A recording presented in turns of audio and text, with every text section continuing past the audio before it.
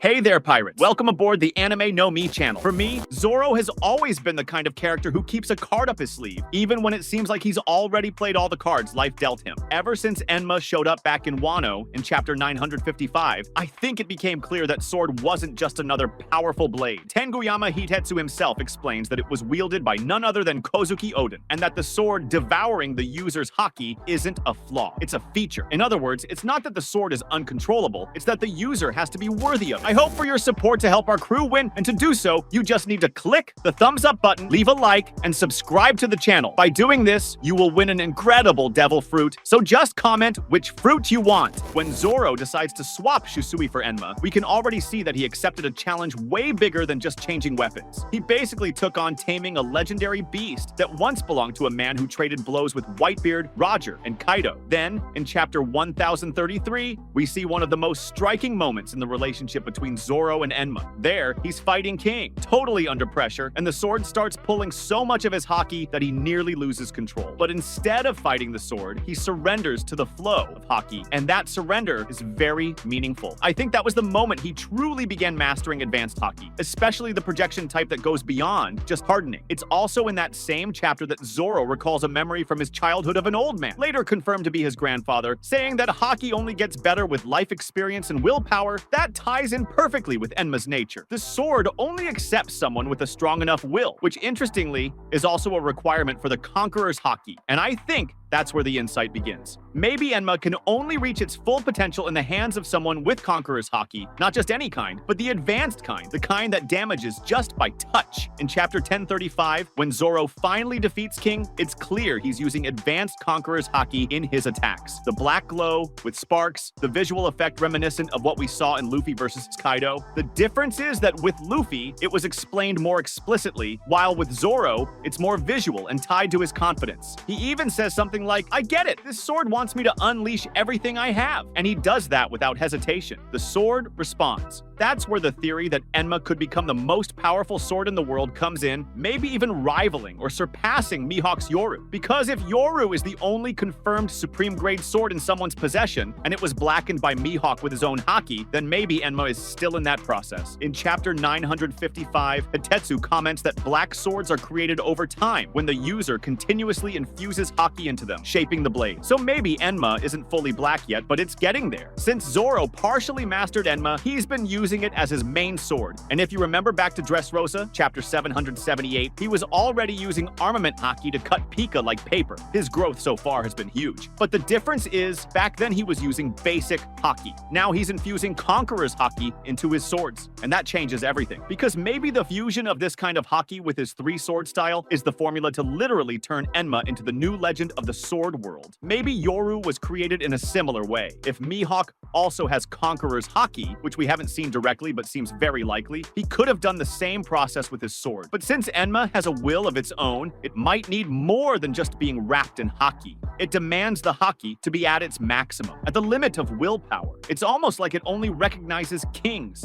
Oden was a king without a crown, and Zoro is a king in the making. The idea of Zoro turning Enma into a supreme-grade Meito also connects to the sword's origins. It was forged in Wano, land of legendary swordsmiths, and we know Wano is home to the world's most unique swords. Maybe Enma was forged with a special kind of metal, maybe even related to Elbaf's treasure or the poneglyph itself, since chapter 1044 hints that Joy Boy's story has roots in all ancient cultures. If Enma is connected to inherited will, it makes sense that it only fully reveals itself in the hands of someone who also carries that will. And Zoro is the only swordsman who not only wants to be the best, but lives for it so completely that he's willing to give up his life to keep that promise. When he offers to take the crew's damage in Thriller Bark, chapter 485, he shows that his will is unbreakable. And that's exactly the kind of thing Enma seems to respect. Maybe the advanced Haki Zoro is awakening now is just the beginning. We saw in Egghead that the Straw Hats are reaching almost absurd levels of strength. Luffy basically became a force of nature with Gear 5, and Zoro is the right hand of a god. Of course, he's going to need something monstrous to match. If Enma becomes officially black, maybe it will become one of the supreme grade Meito, matching or even surpassing Yoru, because it will be shaped not only by Haki but by Zoro's fighting spirit, which is one of the fiercest in the entire manga. And there's one more thing maybe not many noticed. When Zoro fights King, he finds out King belongs to a special race, the Lunarians.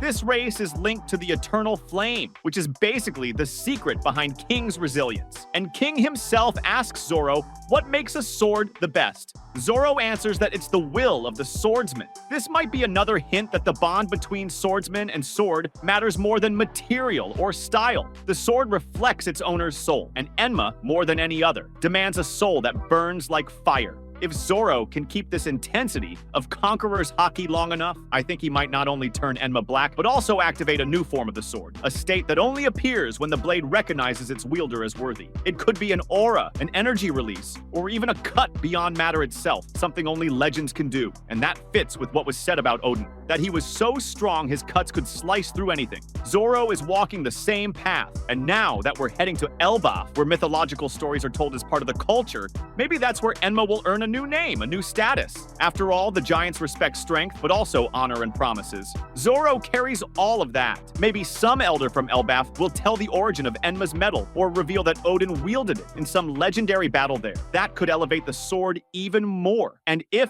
by chance an enemy appears connected to Enma's past, that will be the battle that finally forges the sword's new status. To me, Enma turning black won't just be a consequence of training, but of the journey. It will be the result of everything Zoro has faced. Every time he almost lost his life for his friends, every scar he carries, physical or emotional. And that's why I think the moment is coming. Maybe already in Elbaf, or in the next big arc, we'll see Zoro not only as a legendary swordsman, but as the one who transformed the sword of a past hero into the most powerful blade in the world, not out of ego, but out of promise. Because he swore to Luffy he would become the best in the world. And I think this sword will be proof that he's fulfilling that vow. And when that moment finally arrives, when Enma's blade shines with the darkness of a black sword, forged not only by Haki, but by history, pain, loyalty, and promise, it won't just be the consecration of a legendary weapon, it will be Zoro's consecration. Because Enma doesn't transform on its own. It demands something in return. It demands that the swordsman push himself to the very limits of his will, tearing his own spirit to prove he's worthy, and Zoro has done that so many times that the sword can only be waiting for the final act, the decisive battle, the cut that will leave its mark on the world. Maybe that fight will happen in Elbaf, maybe later, but when it does, it will be more than just a victory. It will be the moment the world understands that while Luffy leads as the symbol of freedom, Zoro is the blade of the new era. He's not just the right-hand man of a Yonko, he is the heir to the will of the great swordsmen of the past, Ryuma, Odin, and maybe even something older, something that connects Wano's legendary warriors to the forgotten legends, sleeping in Elbaf and the lost century. That was today's content. We hope you liked it and want to share your opinion on the subject. Don't forget to share the video, give it a thumbs up, and I'll see you in the next video. Take care and stay amazing.